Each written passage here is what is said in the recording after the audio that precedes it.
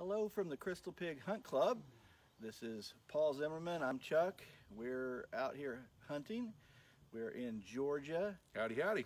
So we just thought we'd give a little update on the use of this John Deere Gator. It's an 825i, and it's a two-seater.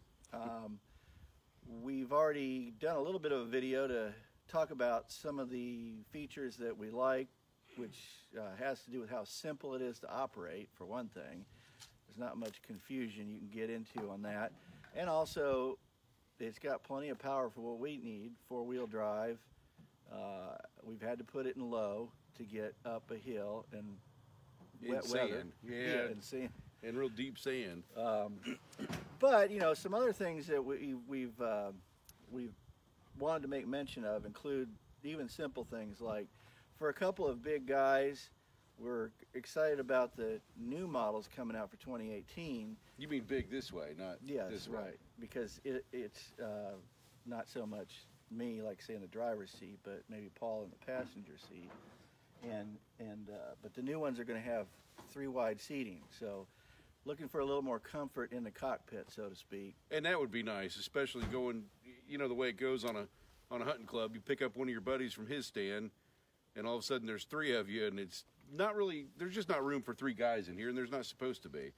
So we understand that John Deere Gator's coming with a bigger model that's a 3-person across the seat. We're hoping we can get a chance to do some trial and error with that one and see how that goes. Well, the other thing that seems like, I wouldn't think you'd think of it because we sure didn't, but with this plexiglass, I guess that's what it is, windshield, you leave it out here overnight, and we get a lot of dew here. You come out in the morning, you want to go to your stand, it's dark, and even though you wipe it off, it just doesn't do the job. No, there's got to be a solution we don't know about. I did a little bit of research and found a couple of chats, I guess, that said don't use Rain-X, and they were talking about like a plastic motorcycle windshield. So I don't know if that's the same kind of plastic, but it might be something we'll check with John Deere on to find out if we could. Rain-X may help with that problem, or, you know, the other thing we could do is maybe cover it, just not leave it sitting out so the fog sits on top of it all night. So, sounds simple, but it's an issue when you're trying to drive out there and you can't see a thing without stopping every so many minutes. Let's see, what else?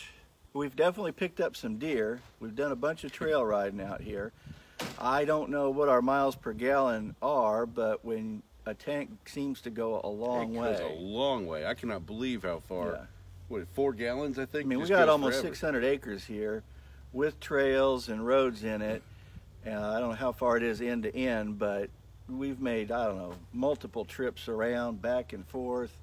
And some of that's been just getting to our stands. Some of that's been putting more corn in feeders so we can haul all the stuff we need in it. With this bed, it has plenty of room for what we need. We've moved some hogs. we don't like hogs, by and the a way. ton of firewood. This is the Crystal Pig Hunt Club. But not because that's what we're looking for. Exactly. But right now, they're a shoot-on-sight animal. The feral hogs are just a major pest here in the southeast and Georgia in particular.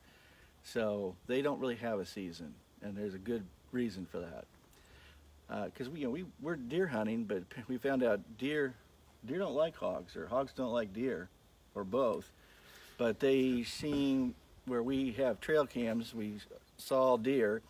Now we see hogs. We're not seeing any deer in our trail cams at those spots. So that's kind of telling me something. Well, we're not really excited about paying for corn to feed hogs either. That's right. So there is that. So we've had some good luck. We haven't killed a monster buck out here, but we have gotten several bucks and some does, so there's been plenty of meat in camp. So we're going to keep riding and driving this. We'll be back out here in a few weeks. The Georgia season goes for 3 months, and this is our second trip, at least my second trip out here. Maybe one more before the season's over. I got to get back on the Agri-Blogging Highway tomorrow, so I'm getting ready to leave camp, actually.